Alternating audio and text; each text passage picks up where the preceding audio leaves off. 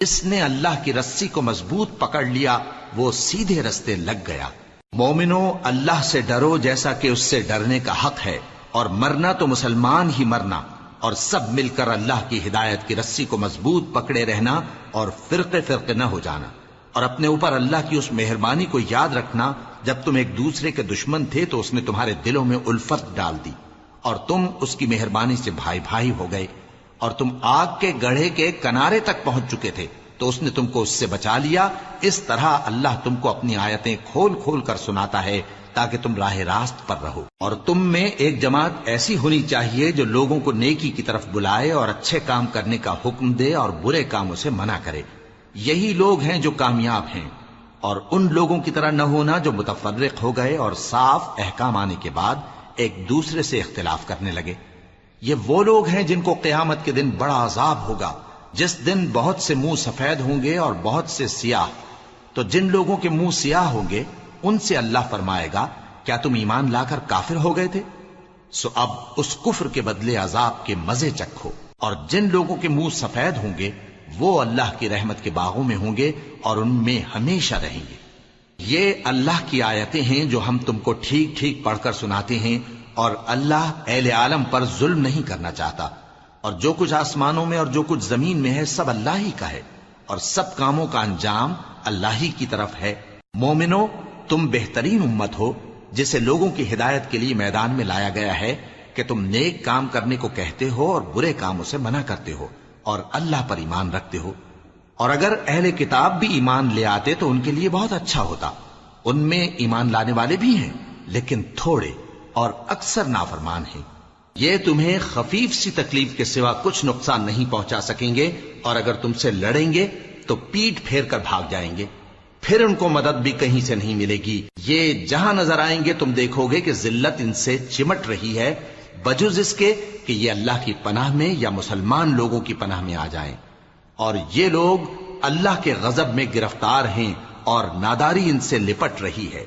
یہ اس لیے کہ اللہ کی آیتوں سے انکار کرتے تھے اور اس کے پیغمبروں کو ناحق قتل کر دیتے تھے۔ یہ اس لیے کہ یہ نافرمانی کیے جاتے اور حد سے بڑھے جاتے تھے۔ یہ بھی سب ایک جیسے نہیں ہیں۔ ان اہل کتاب میں کچھ اچھے لوگ بھی ہیں جو رات کے اوقات میں اللہ کی آیتیں پڑھتے اور اس کے آگے سجدے کرتے ہیں۔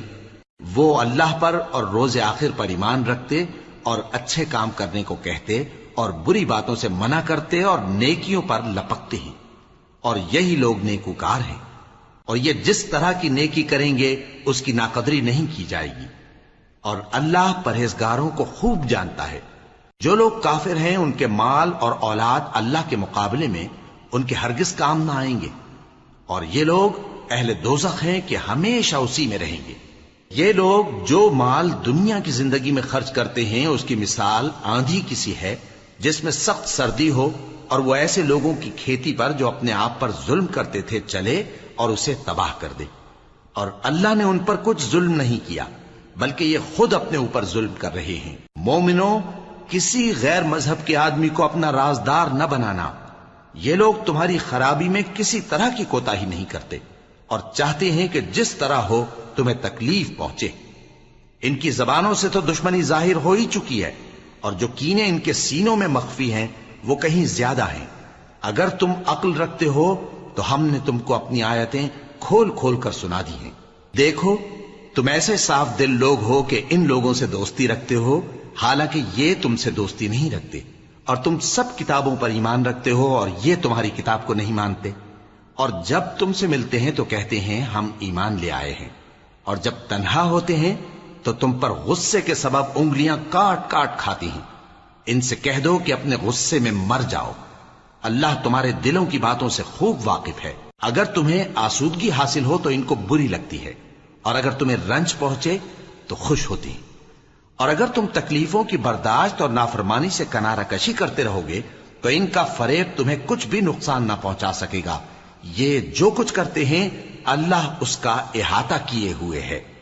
اور اس وقت کو یاد کرو جب تم صبح کو اپنے گھر سے روانہ ہو کر ایمان والوں کو لڑائی کے لیے مورچوں پر موقع بموقع متعین کرنے لگے، اور اللہ سب کچھ سنتا ہے، جانتا ہے۔ اس وقت تم میں سے دو جماعتوں نے جی چھوڑ دینا چاہا، مگر اللہ ان کا مددگار تھا اور مومنوں